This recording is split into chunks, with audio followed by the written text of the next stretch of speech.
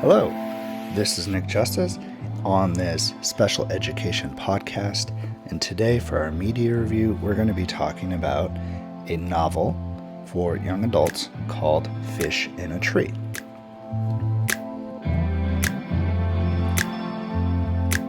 Now, Fish in a Tree was released in 2005.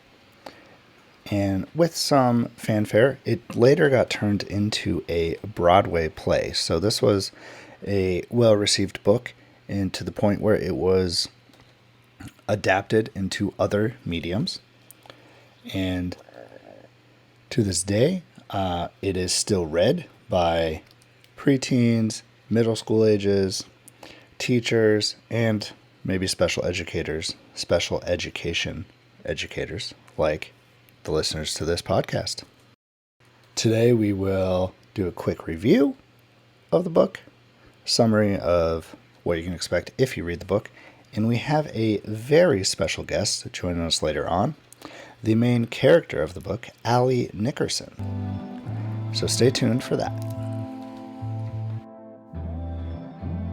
I wanted to read two quick reviews from the website commonsensemedia.org.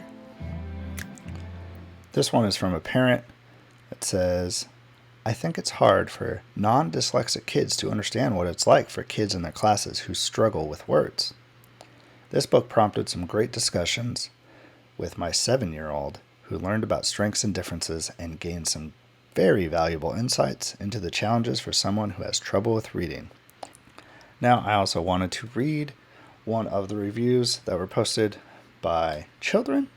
This review is from a 10-year-old with the username Total Book Nerd. I love Fish in a Tree. It is so sweet. If I could give it 6 stars, I totally would. This one was from a teenage student. It says, Ally is a great, sympathetic character, and her friends really add to the story in a way that's hard to describe.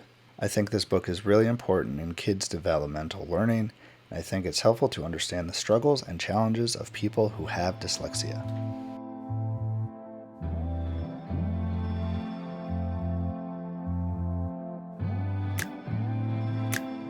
Fish in a Tree is about a young middle school girl named Ally Nickerson, who we will have later on the podcast. So Ally is a bright child, but not in every subject. She struggles with reading and writing. And over the course of her 6 years in elementary school, she has found ways to avoid doing those things. Avoidance might be acting up in class and getting sent out of the classroom. It might also just be hiding into her sketchbook of what she calls her sketchbook of impossible things, where her imagination gets to run wild and she does illustrations. Somewhere in the middle of the year, there is a long-term substitute because of a maternity leave of Ally's normal teacher, and the substitute, Mr. Daniels, notices that Ally is avoiding the reading and the writing assignments. She's always late turning them in. But she excels in other areas, math equations, and this kind of stuff. So he knows that she's an intelligent student, but obviously has some sort of a difficulty. So as he gets to know her through after-school chess, he suggests that maybe she might have a disability called dyslexia. Ally had never heard of this, but she agrees that Mr. Daniels might have a solution for her to read. She would rather read than not read. Mr. Daniels does a lesson for the whole class about famous people in history who have learning disabilities. One notable person in these historical figures is Albert Einstein, who does have dyslexia. And Ally is able to look up to somebody who has one of the most important brains in history, lots of great ideas, but has this similar disability.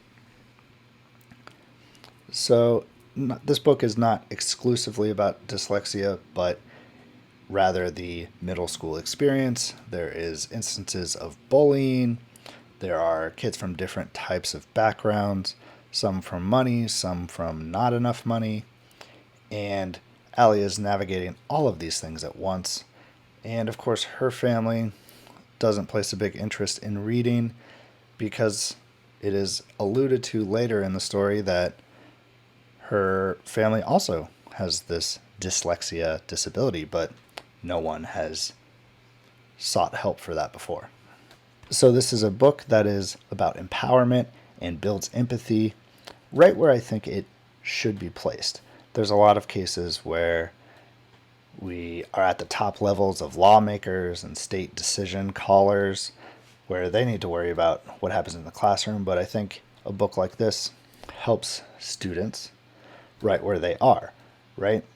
Through the character of Ally Nickerson, who we'll speak to soon, students are able to build empathy with those who might have different learning abilities, and they might even see themselves in her.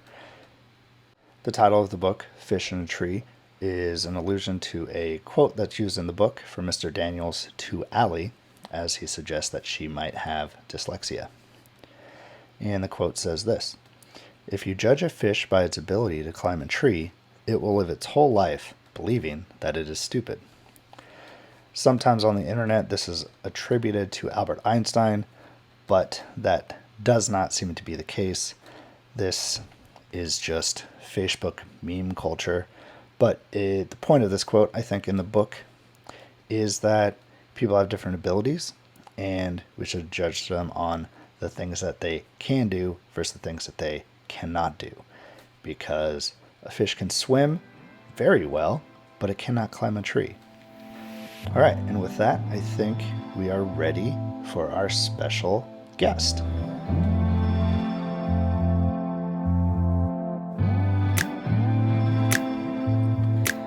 All right, joining me in the studio today is a young girl I think you will find very inspirational, Ali Nickerson. How are you doing today, Ali? Good.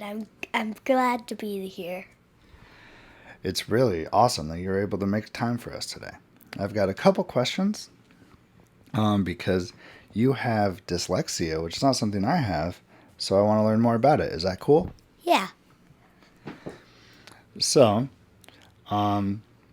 before you were able to learn how to deal with your dyslexia, what was it like in class? What was it like when there was reading and writing assignments? Well, I would usually get in trouble and go to the principal's office so that I wouldn't have to do that because it was hard for me to read. And I didn't know why, though. When you were learning to read and write, what was that experience like? Well, it was harder for me, and the letters were just kind of like swimming around. I couldn't keep them in one place, let's say. Yeah, that sounds really challenging. Now, there was a certain teacher that kind of helped improve your reading situation. Tell me a little bit of who this is and tell me about them. Mr. Daniels. He was helping me learn to read and write in a better way. And he helped me discover that I have dyslexia. When he mentioned that to you, was that kind of scary or were you excited? What were you thinking when he said you might have this thing called dyslexia? I was kind of happy that someone might have given me an answer. Yeah. Wow, that's I could see how that would be really encouraging. Now, I remember Mr. Daniels mentioning that he had a class where he showed all these really famous and inspirational people that had some kind of disability. Was there anybody that inspired you? Albert Einstein. He's like one of the most famous people, like today, still, and he had dyslexia. So, yeah. Yeah, I think you're probably an inspiration to a lot of people also. And Albert Einstein, they'd say he had a beautiful mind, and I think you do also. So, for our last question today, I wonder if you have any encouraging words to any of the young listeners who might be struggling with reading or writing or something like that.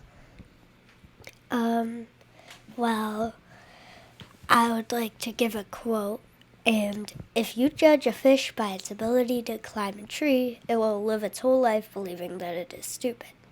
But fish don't climb trees, they swim. So, yeah. Yeah, I think everybody has different strengths, right? And it's worth remembering that we don't always need to do everything. Cool. Well, thank you so much for joining us today. I hope you have a great day. Thank you. I hope you have one too. All right. Goodbye.